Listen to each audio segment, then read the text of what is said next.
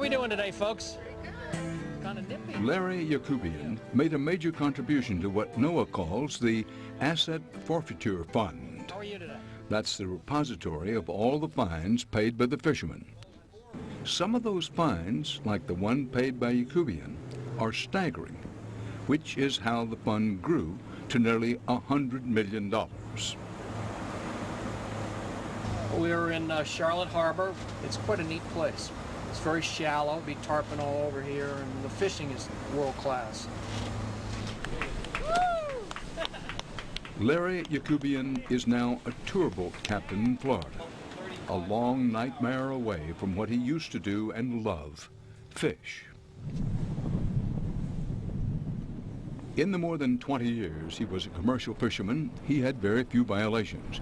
But then, on one trip, he was fishing near an area closed to fishing.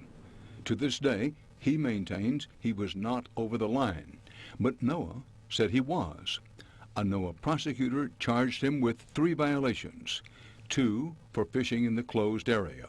The prosecutor used this PowerPoint presentation in court to show where Yakubian allegedly went. The 3rd charge was lying about his catch size. The penalty? NOAA barred him from ever fishing again, and he had to pay $430,000 into the Asset Forfeiture Fund. In order to pay the fines, Yakubian's wife had to sell the farm that had been in her family since the 1600s. We lost the farm, and you know, it was part of my wife's and my children's heritage, and it was all taken away. We all suffered. My kids suffered. I suffered, and I'm a tough SOB. And fortunately, I maintained control of my normally bad temper. And there were days that I said, this can't be happening in this country. How many people are going to be writing in saying, "Who's that lady?" New Bedford Mayor Scott Lang is a former prosecutor. He says NOAA's law enforcement operation was one of the most corrupt he had ever seen. The law enforcement agency that NOAA was operating was something that we haven't seen, quite frankly, in quite some time. I mean, I was appalled by the allegations originally, but when I found out that they were sustained, it was something that disturbed us greatly, and we realized that NOAA's operation was completely out of control. One of the areas the mayor says that was out of control was the use of the Asset Forfeiture Fund.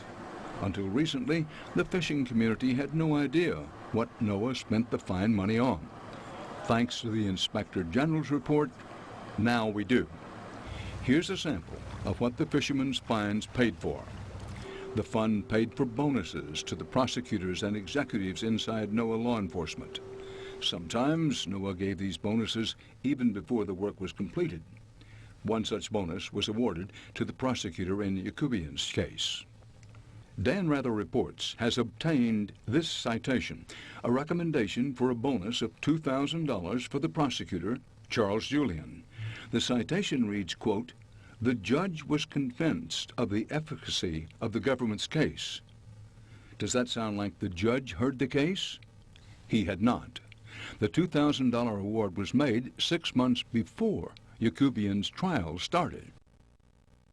The fund also paid for lots of trips for NOAA employees. These records, obtained by Dan Rather Reports, show that hundreds of thousands of dollars were spent from the fund to pay for extensive travel for NOAA employees, including international trips. One entry on this document is of particular interest to Yakubian. It shows that Prosecutor Julian, along with his co-counsel in the Yakubian case, went on an all-expense-paid trip to Malaysia in Southeast Asia, totally paid for out of the Asset Forfeiture Fund. And fueling further suspicions among the fishing community was this fact. The judge in Yakubian's case went with the prosecutors on that trip right after the case was settled. The prosecutors and judge attended the 4-day workshop together. We wanted to ask Julian about this, but he declined to be interviewed. All he did say to us is that he did nothing wrong. The Asset Forfeiture Fund was set up under the Magnuson-Stevens Act, the law that now governs the U.S. fisheries. As written, it does not seem to allow for such travel. The Act says the fund can pay for, quote, any expenses directly related to investigations and civil or criminal enforcement proceedings. Nothing about workshops. Yakubian says the whole thing reeks. It's disgusting to think that this happened in my country that I love. He believes that when the audit of the Asset Forfeiture Fund is completed, more abuses by NOAA will come to light. That was their little cookie jar, and they used it as they saw fit. No NOAA employee has been charged with any criminal act for any fraud or misuse of the fund, and no one at NOAA has been fired for any abuse. Today, senior NOAA officials traveled to Gloucester, Massachusetts to meet with members of the fishing community. They brought along a new report that validated much of what you've heard tonight. But the feds also came with a personal message. They apologized for past abuses and promised financial reimbursements. We were told that among those who will be compensated are Larry Shula from the fish auction and Larry Yakubian, who now is the tour boat guide in Florida. Our investigation is now complete, at least for the moment.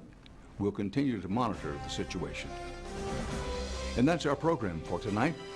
For HCNet from New York, Dan Rather reporting. Good night.